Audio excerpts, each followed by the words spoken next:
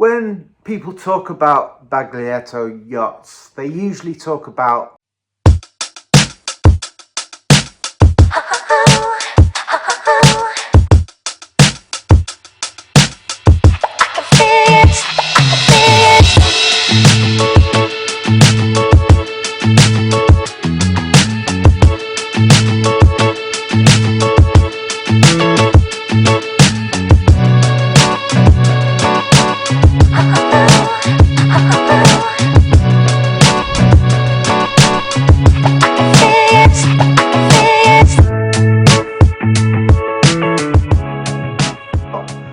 the heritage, the Italian styling and its pedigree. But if you're actually considering buying one of these yachts, especially one on the used market, the conversation quickly changes from design to reality.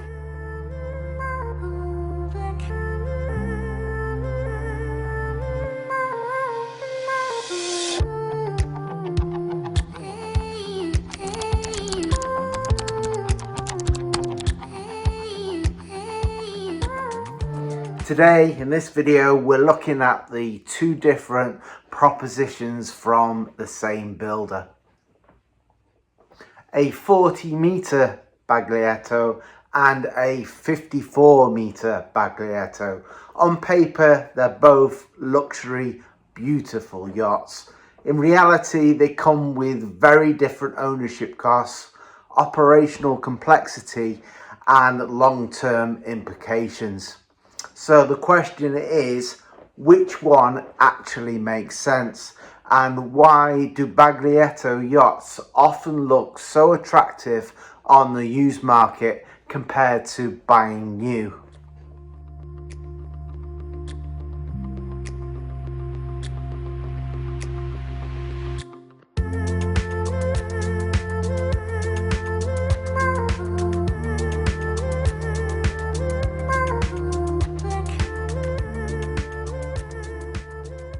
Let's start with the obvious difference. It's the size.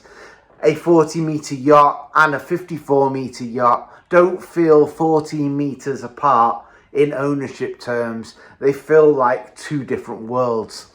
And at around 40 meters, you're typically looking at a manageable super yacht if you're ultra wealthy. Often owner focused rather than charter first. Crew numbers are still reasonable. We still have a high salary to cover. More marinas are open to you and there's greater anchorage flexibility. Once you step into the 54 meters, then it's a totally different category. You've got a larger crew for a start, and what goes with that. You've got higher regulatory oversight, bigger fuel burn, and larger refit and maintenance cycles. So the jump isn't linear, it's exceptional. The cost of your crew is often underestimated by a lot of owners. A 40m Baglietto is typically run with a leaner crew, fewer departments, lower total wage exposure, and it's still expensive, don't get me wrong. This is big money boats, but it's sort of contained. You can run it on a smaller budget. I say smaller budget, it's still out of our league, probably most of the viewers of this channel as well, but there you go. But a 54m Baglietto, on the other hand, it requires a significantly larger crew, more specialist, more redundancy, more compliance. That means higher wages, more rotation of crew, so work on different shift patterns, and obviously ultimately higher recruitment costs.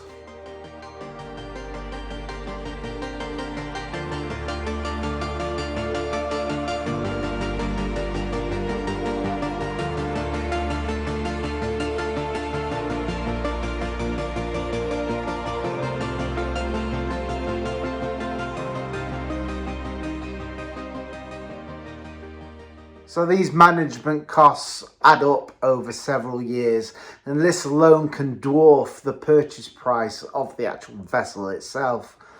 So the other main thing to consider is fuel. That's another big divider.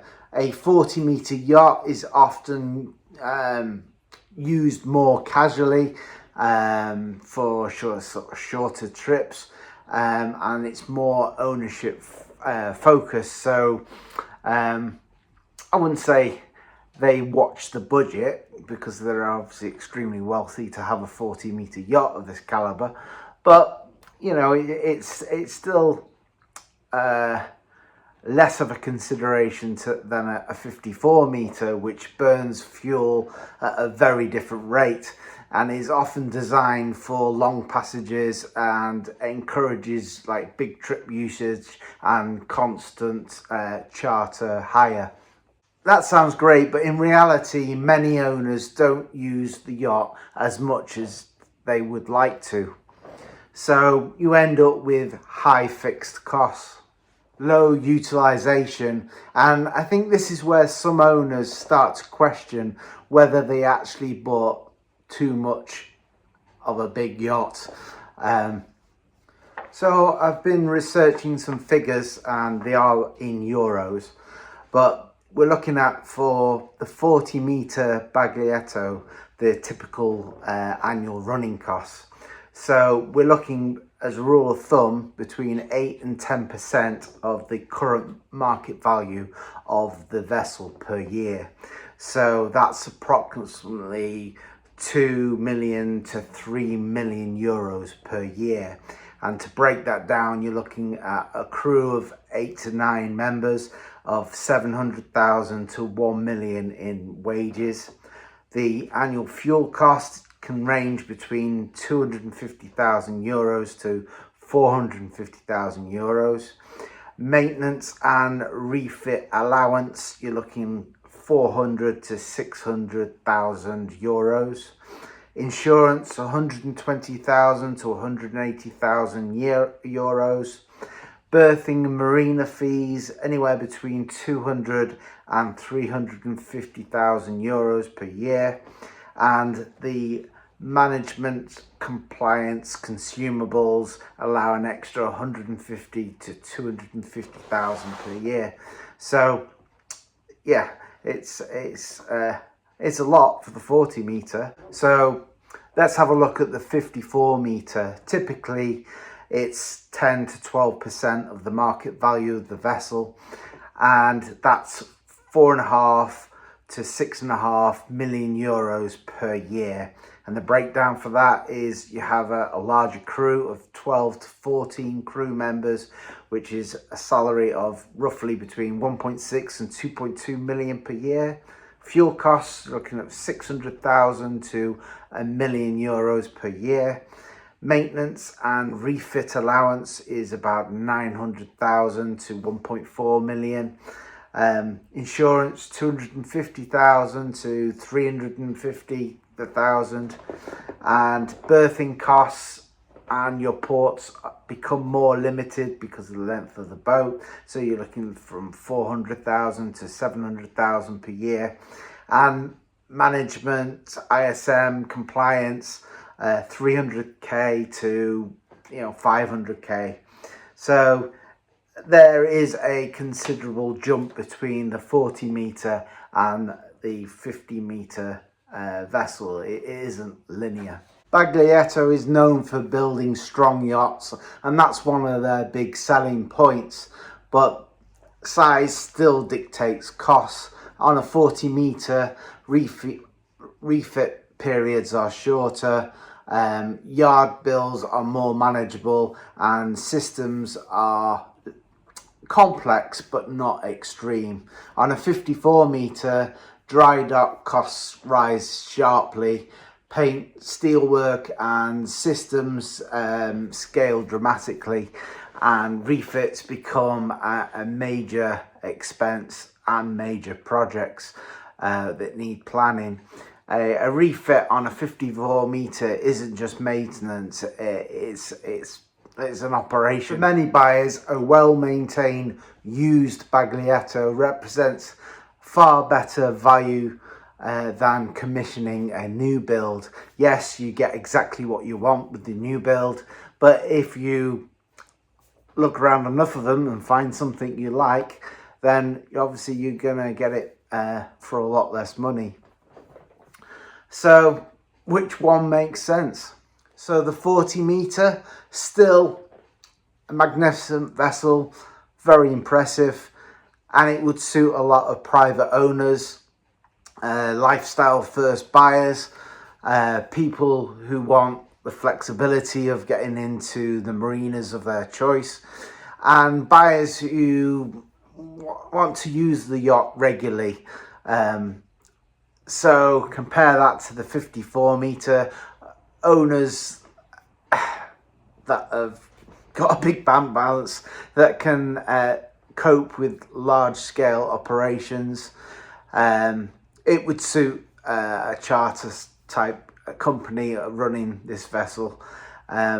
Those prepared for high fixed costs, buyers who want presence and capability. The mistake many owners make, well, buying the yacht they think they should own, not the one they actually enjoy using. So when it comes to Baglietto, bigger isn't automatically better, and new isn't automatically smarter. And the real decision isn't 40 meters versus 54 meters. It's how you plan to use the yacht and what you're prepared to live with year after year, because ownership doesn't happen on paper. It happens every month, every bill, every season. So reached the end of the video. Thank you for watching it this far, and let me know what your choice is down in the comments. If you could afford either vessel, what would you go for, the 40 meter or the 50 meter? So please, as always, like the video, share the video, comment and subscribe if you enjoy my content, and I'll be back soon in the next video. Thanks for watching. Bye for now.